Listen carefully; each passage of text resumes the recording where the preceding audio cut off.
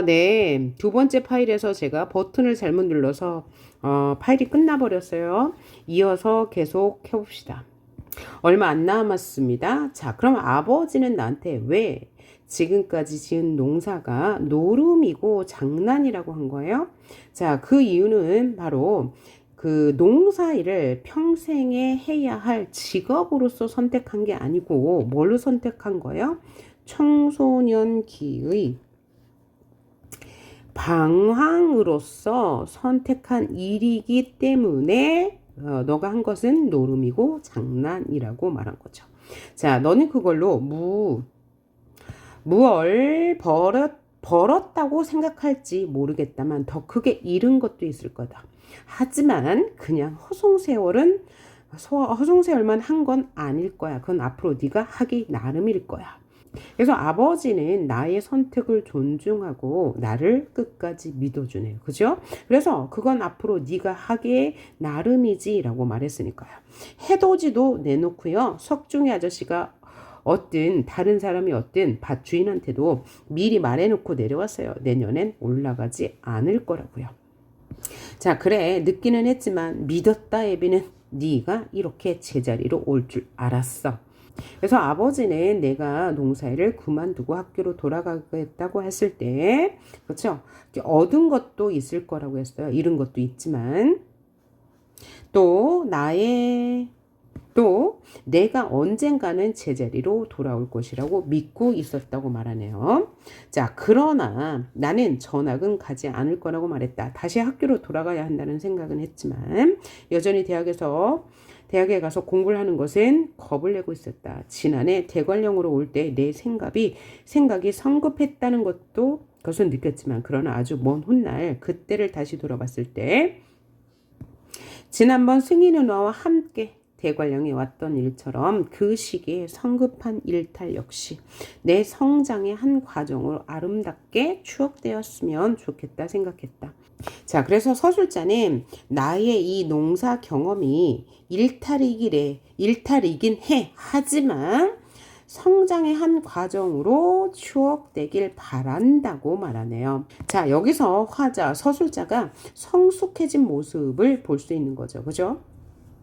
자, 전에는 빨리 어른이 되고 싶어서 농사일을 택했지만 지금은 뭐예요? 이것 또한 성장의 한 과정이니 아름답게 추억되길 바라고 그동안 자기가 2년 동안 농사를 지었던 것은 일탈행위였다고 생각하니까요.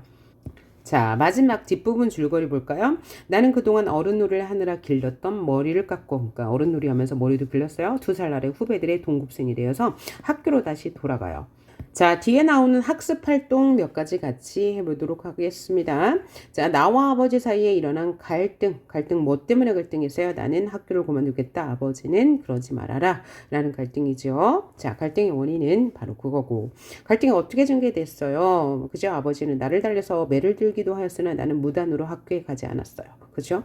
그래서 굉장히 이 부분에서 나는 고집이 세고 자기 주관이 뚜렷하다는 걸 알 수 있죠. 그래서 그 갈등의 결과 아버지는 결국 허락을 했어요. 2가지 조건. 첫 번째 조건은 첫 해 농사가 실패하면 학교로 돌아가라. 두 번째 조건, 아버지가 주는 책은 다 읽어라. 그렇죠? 왜냐하면 사람이 그죠? 똑똑하고 똑똑하지 않은 건 어디에서 드러나기 때문에 독서를 했냐 안 했냐에 따라서 드러나기 때문에 독서는 꼭 해라 라고 말했죠.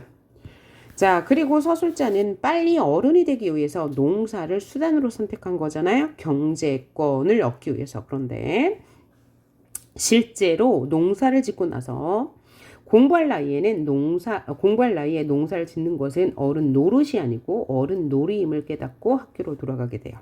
자, 필자의 성격이 드러난 부분. 필자의 성격은 고집이 세고 자기 주관이 뚜렷하고 독립적이고, 그죠? 자신의 성찰도 할 줄 알아요. 마지막 부분에. 어느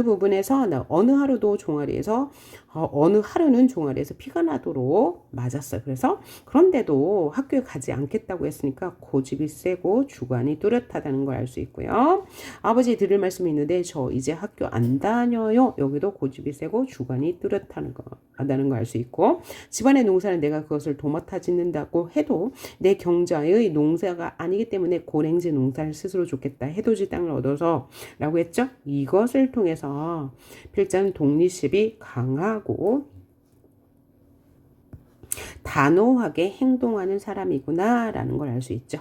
또 마지막, 그 무렵 무엇보다 나를 우울하게 했던 것은 내 삶에 대한 스스로의 생각과 성찰도 할 줄 아는 나였다.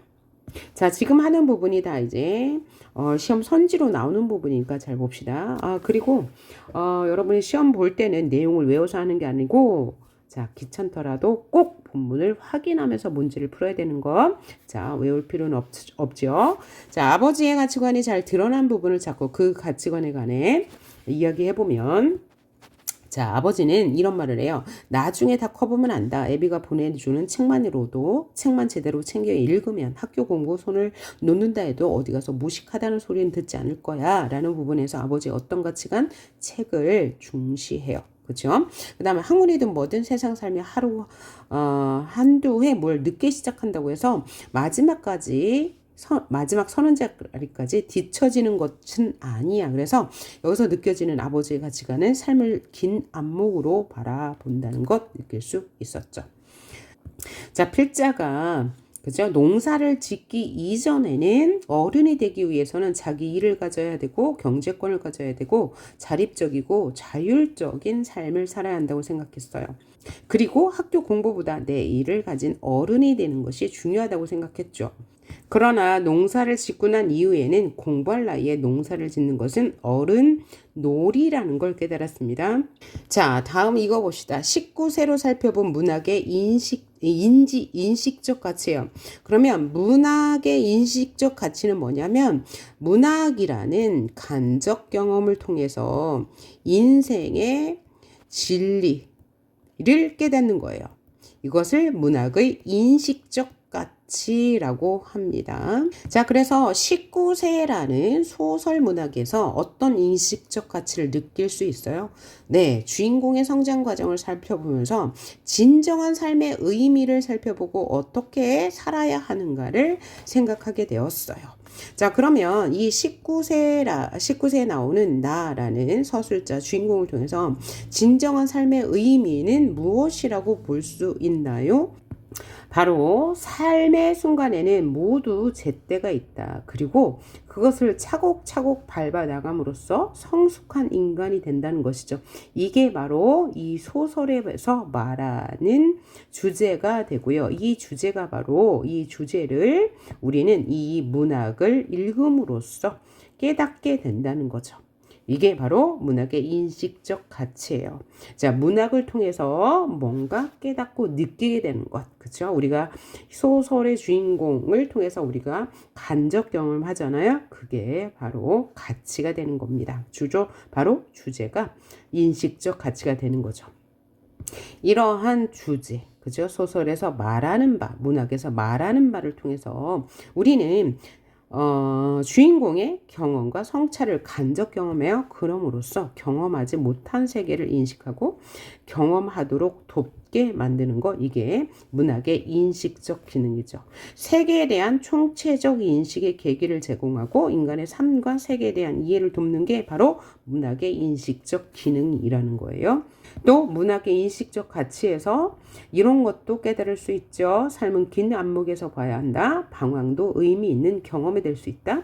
인생에서 어떤 일은 그것을 해야 하는 때가 있다. 이제 소설에서 말하고자 하는 바, 이게